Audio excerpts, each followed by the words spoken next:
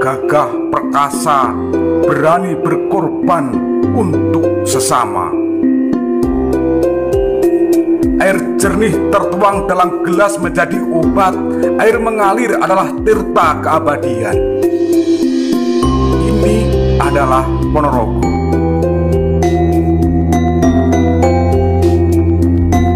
Sederet gunung, sejuta budaya. Ibu Pertiwi.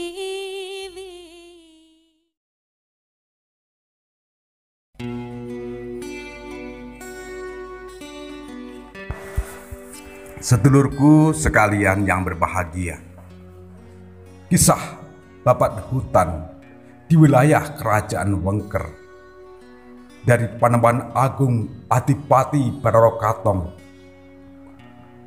yang didampingi oleh Patih Sewaji dan Kyai Ageng Mirah.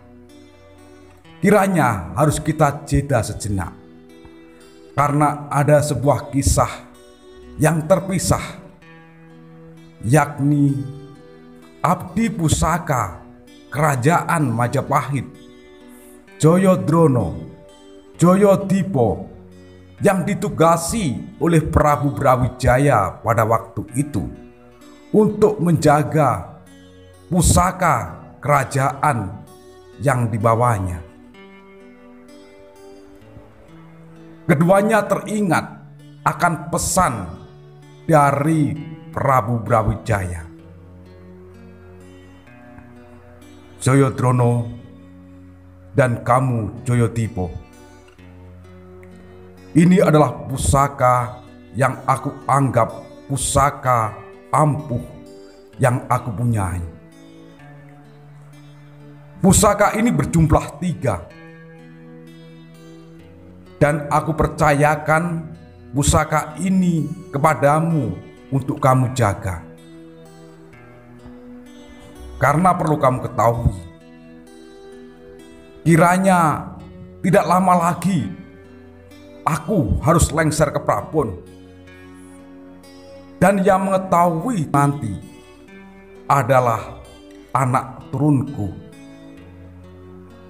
Maka jagalah pusaka ini, wahai Jayadrono dan kamu Jayadipa. Angin malam berhembus dengan sepoi. Hawa dingin mencengkeram kepada kedua abdi pusaka dari Majapahit, yakni Jayadrono dan Jayadipa, yang tengah membawa tugas untuk membawa pusaka sikap ageman dari Prabu Brawijaya. Ia pun keluar menempuh perjalanan yang panjang melewati hutan belantara yang rimbun. Maka angin pun terasa dingin. Kadang-kadang Jayadrono atau Jayadipa menggigil, tapi keduanya ingat akan tugas berat yang dibawa dari Kerajaan Majapahit, dari Sang Prabu Brawijaya yang menjadi bendaranya sejak muda.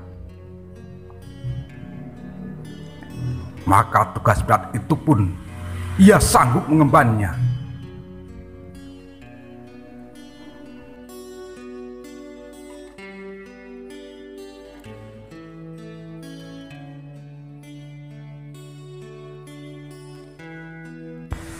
Sedulurku yang berbahagia, perjalanan Jayadrono dan Jayadipa tidak kita ceritakan berpanjang lebar.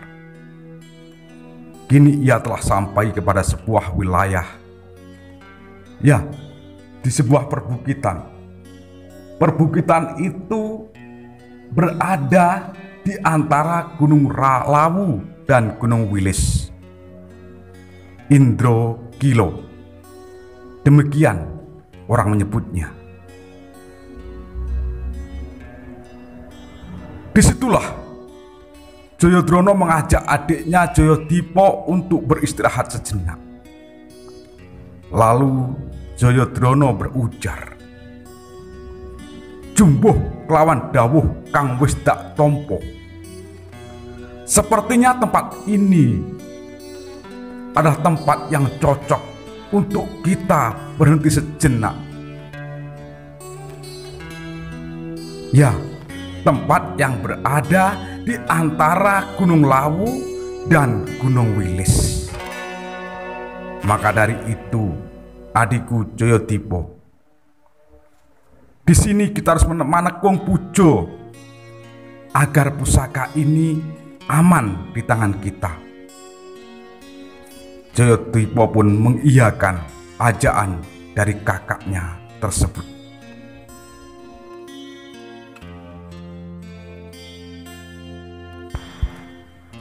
Setelah beberapa hari istirahat di tempat tersebut, ada suatu perasaan aneh menyelimuti dari Jayadrono. Perasaan itu mungkin saja terjadi dari hawa makhluk-makhluk jahat yang ingin mendapatkan pusaka sikep dari Prabu Brawijaya itu. Orang-orang jahat telah mendengar bahwa pusaka Prabu Brawijaya dibawanya untuk disembunyikan, sehingga ditemukan turas atau anak turun Prabu Brawijaya yang berhak memegang pusaka tersebut.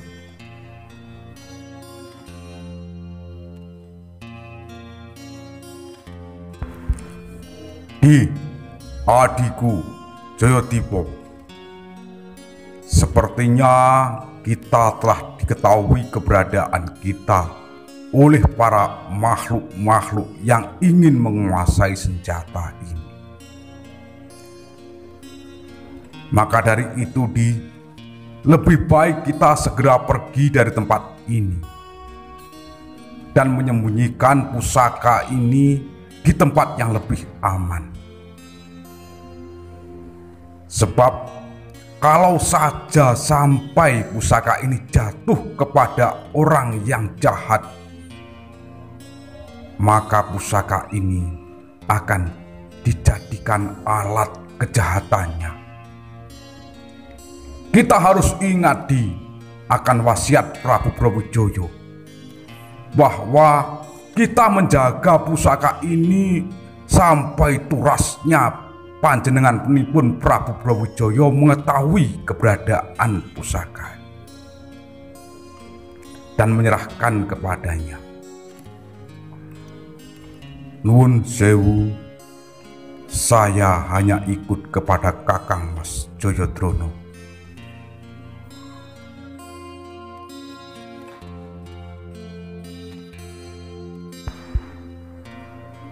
Jayadrono Jayadipa kemudian menerobos hutan lebat kembali untuk membawa pusaka tersebut ke sebuah wilayah yang dianggapnya aman. Hingga nanti pada waktu yang dijanjikan, pusaka itu akan ditemukan oleh putra Prabu Brawijaya. Dan pada saat itulah orang yang membawa pusaka itu adalah layak menjadi Raja Agung Binetara di wilayahnya. Kalimat itulah yang membuat seolah-olah tugas ini menjadi berat untuk diembannya. Maka Jayadrono mengajak kepada Jayadipa di mana diletakkan pusaka itu, dipagari dengan pagar gaib.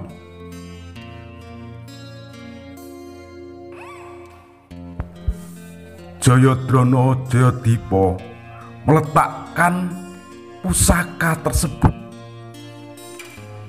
pada sebuah yang di sampingnya tumbuh pohon asam tua menjulang. Lalu Jayadrono dan Jayadipa duduk bersila di samping batu itu. Tangannya bersedekat dengan tangan kanan di depan. Matanya pelan-pelan terpejam. Nafasnya diatur, keluar masuknya sedemikian rupa. Mulutnya tertutup, tapi batinnya berbahasa memohon kepada Tuhan. Ya, pagaran soto lanang telah dimulai. Pagaran gaib soto lanang yang tidak mampu ditembus oleh siapapun. Yang mampu menembusnya hanyalah orang-orang yang memiliki ajian gaib tersebut. Selain itu adalah Trah Lir Getih Prabu Brawijaya Majapahit mampu menembus pagaran soto lanang itu meskipun tanpa memakai pandangan batin.